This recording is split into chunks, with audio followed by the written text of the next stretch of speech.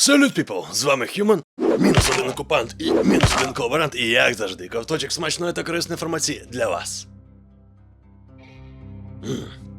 Так, це воно. Сьогодні, друзі, я хотів би з вами знову зануритися у світ The Last of Us, частина перша. Одні з нас. Або останні з нас. Ну, спочатку я все ж таки вам нагадаю драматичний постапокаліптичний, скажімо так, сюжет або мотив. Ну а потім ми вже з вами подивимося на покращення, чи є вони і чим гра 22-го року відрізняється від ремастеру 2014-го, ну і звичайно від оригіналу 2013-го. А також інші деталі. Тож, подивитися, я створив.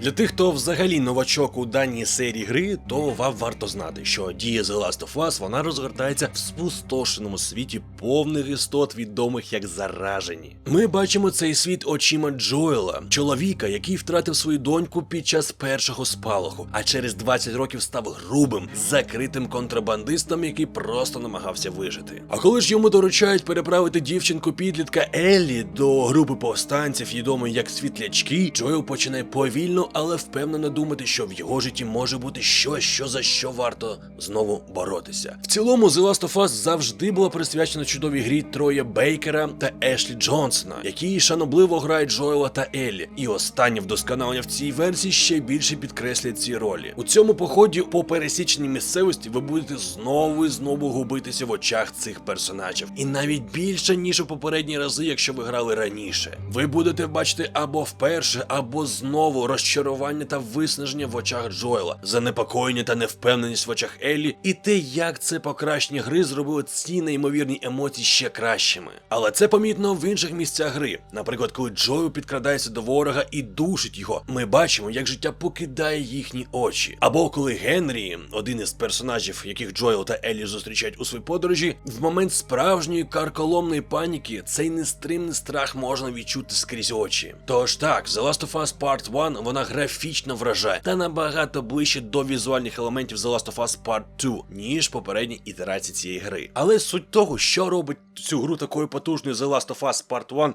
та включене DLC Left Behind, це, друзі, звичайно, сюжет. Тобто історія Всесвіту та його персонажів. В цілому, на папері гра The Last of Us – це досить стандартна постапокаліптична історія, яку ми бачили раніше вже не один раз. Навіть стомлений дорослий, який намагається захистити дитину в цьому новому світі, він був зроблений вже в інших історіях, таких як Дорога та Ходячі мерці. Але саме це і робить The Last of Us таким дивовижним досвідом. Це перевірена та правдива історія, але у формі відеогри, яка й дає гравцеві контроль над цим персонажем. І ми з вами спостерігаємо, як з часом Джоел та Еллі, вони стають ближчими один до одного, повільно знижуючи свої бар'єри, поки вони не відкриються один з одним у стосунках, які так відчайдушно потрібні обом цим героям. Це показано не лише через катсцени та великі сюжетні моменти, але й у самому ігровому процесі. Те, як ці персонажі взаємодіють, змінюється залежно від того, на якому етапі знаходяться їх відносини. Те, як Джоел і Еллі взаємодіють із цим світом і одне з одним, виглядає природним і чудово розвивається з плином місяців. Тож так, The Last of Us – це не пасивна розповідь, за якою ми з вами просто спостерігаємо. Тут ми являємось активними учасниками.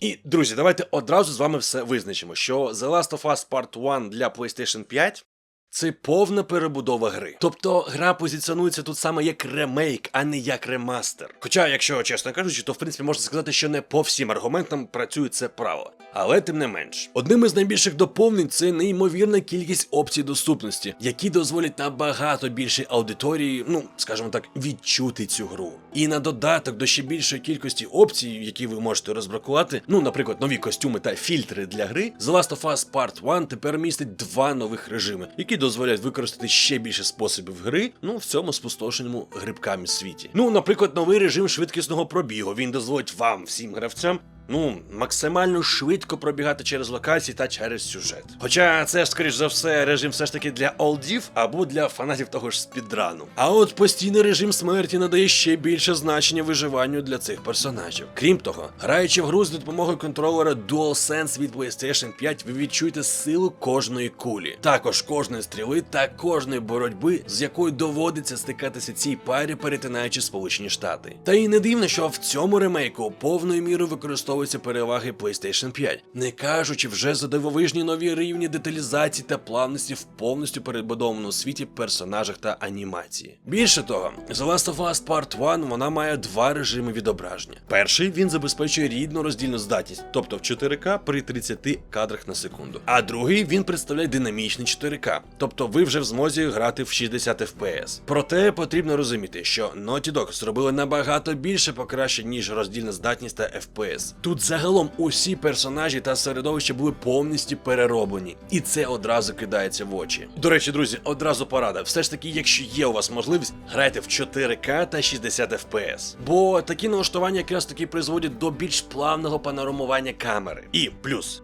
Вимкніть, будь ласка, зерністість камери. Бо саме, на мою думку, вона приховує весь потенціал покращеної гри.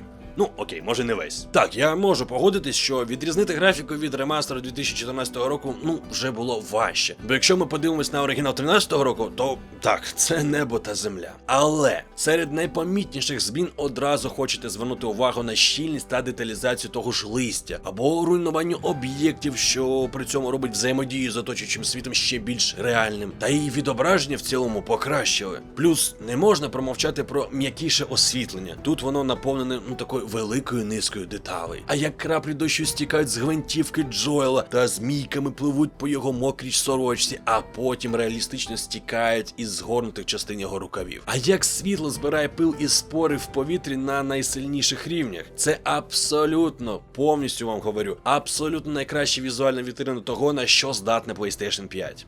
Щодо персонажів, то декілька з них також були перероблені в помірному стилі. Зокрема, партнерка Джоела з контрабанди. Тес. Так, я бачив певний, не те що негатив, але невдоволення оновленої версії Тес. Але, друзі, я думаю, що це розумна заміна. І відповідаю на питання чому.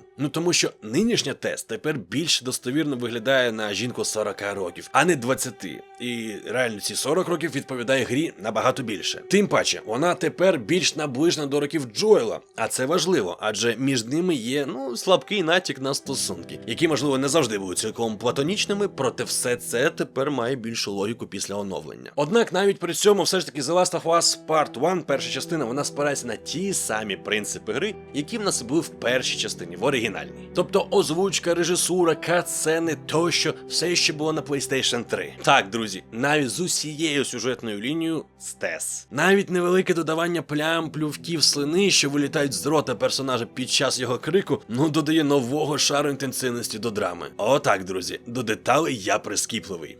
Але, друзі, окрім графіки, все ж таки слід звернути на ті моменти, які, мабуть, пропускають 99% як оглядачів на Ютубі, так і звичайних користувачів. В першій ластусі у нас тепер є висококонтрастні режими для гравців із слабким зором, автоматичні навігаційні помічники для сліпих і слабоозорих гравців, також спеціальні індикатори, які додані в HUD для глухих і слабочуючих гравців, і багато інших допоміжних засобів. Крім того, кожну команду кнопки можна перепризначити для іншої дії. Та й взагалі навіть основні параметри складності розбиті на серію окремих стовпів, які можна індивідуально налаштувати. Наприклад, сила та обізнаність ворога, ефективність союзників, допуски до непомітності, надлишок ресурсів і стійкість до пошкоджень гравця. А взагалі переглянути повний список усіх цих фішок ви зможете на PlayStation Blog. Тож можете долучитися та подивитися, що ж там ще покращили. Звичайно, якщо ви грали, скажімо так, у другу частину і повернулися в першу, то так, вам буде бракувати вертикальних переміщень. Плюс також полежати і поповзати теж не вийде. І що дивно, ухилитися теж. Проте я не думаю, що це велика втрата, особливо для тих, хто гратиме вперше або після величезного тайм-ауту. Тим паче, Naughty Dog досягає успіху в багатьох інших аспектах у цій частині. Рухи персонажів стали набагато плавнішими, якщо порівняти з оригіналом та навіть з ремастером 2014 року. А анімації, які плавно поєднують рухи персонажів з одного напрямку в інший, все це робить їх менш скейтовими та більш пов'язаними з землею. У результаті Джоел та Еллі вони почуваються, трохи важчими, що і змушує їх відчувати себе так, ніби вони завжди справді взаємодіють зі світом. Проте змінені були не лише персонажі, але й навколишнє середовище. Потерпіли змін ще і NPC, тобто не лише основні персонажі, а й, скажімо так, другорядні. Вони стали розумніші. Я б сказав, навіть більш живими. Так, був налаштований ворожий штучний інтелект, який крадеться в оточенні за непередбачуваними схемами, і тепер набагато ефективніше обходить фланги та працює в невеликих командах. Так, дуже ефективно, в принципі, як це й було у другій частині Ластухи, хоча і не на всі 100%. Тож, в принципі, так можна сказати, що іноді можна зустріти моменти, коли ваші компаньйони переміщуються на відкритому просторі під час стелсу, але при цьому для ворогів залишаються непоміченими. А це знищує одразу ефект реальності, тож цей косяк іноді все ж таки ви досі можете зустріти. Ну, скажу так, якщо у вас є 5-та плойка і ви взагалі ще не разу не грали у The Last of Us, першу частину, купуйте та грайте, ви реально не пошкодуєте. Якщо ж ви все ж таки грали вже раніше в Ластуху першу, ще й у покращену версію 2014 року, то сенсу особливого я не бачу. Але не бачу я в тому випадку, тому що гра коштує $70. Гра, яка видана вже втретє, яка вже майже 10 років існує в нашому світі, скажімо так, про сюжет, який знає, будь-яка людина, хоча яка хоч краєм уха чула інформацію за Ластуху, $70 це дуже забагато, це я м'яко кажу. От якщо споловинити цінник, $30-35, може навіть 40. Я можу погоджувати, що гру можна купляти і грати.